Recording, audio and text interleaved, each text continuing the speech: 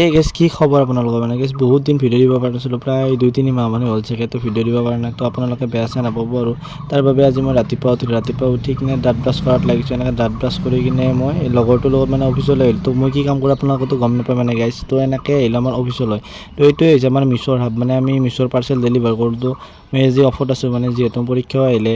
হাই secondary পৰীক্ষাটো এনেকৈ ছুটি ল'লোঁ ছুটিৰ বাবেতো এনেকৈ ৰাতিপুৱাৰ পৰা আহি কিনে দোকানত এনেকৈ পুৰি খালোঁ তো মোৰ লগৰটো এনেকৈ পুৰি খাই আছে তো ময়ো খাই আছোঁ খাই লৈ কিনে গাইছ মই আহিলোঁ মানে